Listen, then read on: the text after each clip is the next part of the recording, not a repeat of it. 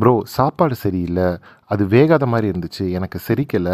சாப்பாடு நல்லாவே இல்ல. டேஸ்ட்டாவும் இல்ல அப்படின்னு சொல்லிட்டு ஏகப்பட்ட நெகட்டிவ் கமெண்ட்ஸ் எங்களுடைய பொங்கல் வீடியோவுக்கு வந்திருந்தது.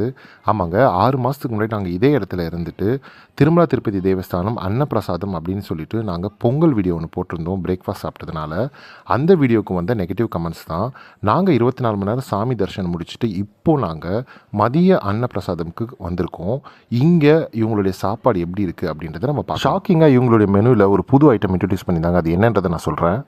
கூட்டத்தில் வந்து இடம் பிடிச்சி உட்காந்ததுமே இவங்க இலையில என்ன இருந்துச்சுன்னு பார்த்தீங்கன்னா, சக்கரை பொங்கல், ஒரு காய்கறி கூட்டு பொரியல், அப்புறம் ஒயிட் ரைஸு, சாம்பார் ஊற்றிட்டாங்க. அது ஓரத்தில் இருக்கிறது என்னன்னு பார்த்தீங்கன்னா, தேங்காய் துவையல். அதெல்லாம் இருக்கட்டும், ஸ்பெஷல் ஐட்டம் ஒன்று வருதுன்னீங்களே, அது எங்கன்னு பார்த்தீங்கன்னா, இதோ இதாங்க பருப்பு வடை. இந்த தடவை கொஞ்சம் அவசரமாக பரிமாறின மாதிரி எனக்கு தோணுச்சு. ஏன்னு நான் அப்புறம் சொல்கிறேன். முதல்ல இனிப்பு சக்கரை பொங்கல் எடுத்து சாப்பிட்டோம். வாவ்! நெய், முந்திரி, ஏலக்காய் அதனுடைய ஃப்ளேவர் செம்மையாக இருந்துச்சு. சாமி பிரசாதம் இன்னும் கொஞ்சம் கிடைக்காதான்னு தோணுச்சு. அடுத்து இந்த ரைஸை நான் வந்து நல்லா பிசைஞ்சு அமுக்கி பார்த்தேன். முக்கால்வாசி வெந்து தான் இருந்தது. ஒரு 10% வேகாத மாதிரி எனக்கு தோணுச்சு. அப்புறம் பக்கத்தில் இருந்தவங்ககிட்டயும் கேட்டேன், இது பச்சரிசிப்பா அப்படி தான் இருக்கும்னு சொல்லிட்டாங்க. சாமிக்கு குறிப்பாக திருமலாவில் பச்சரிசி தான் வைப்பாங்க. ஸோ அப்படி தான் வேகும் அப்படின்றத நான் புரிஞ்சுக்கிட்டேன். அடுத்து இவங்க ஸ்பெஷலாக இன்ட்ரடியூஸ் பண்ணியிருக்கேன் இந்த பருப்பு வடை.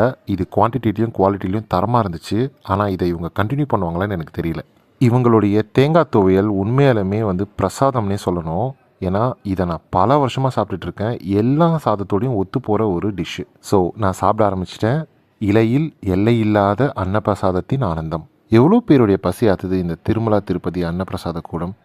எங்கோ 1-2 பிரச்சனை இருக்க தான் செய்யும். ஆனால் காசு கொடுத்து சாப்பிட்ற இடத்துல காட்ட வேண்டிய கோவத்தை பிரசாதத்தில் காட்டாதீங்க. பிரசாதம் கோவில் பிரசாதம். அது என்றைக்குமே வரப்பிரசாதம். சாம்பாரும் ரசமும் ரொம்ப சுவையாக இருந்ததுனால நல்லா ருசித்து சாப்பிட்டுட்டேன். ஆனால் ரசம் சாதம் சாப்பிட்டு முடிக்கிறதுக்குள்ளேயே மோர் எடுத்து வந்து ஊற்றிட்டாங்க. அதனால தான் வீடியோ எடுக்க முடியல. பட் மிச்சம் வைக்காமல் திருப்தியாக சாப்பிட்டு முடிச்சிட்டேங்க.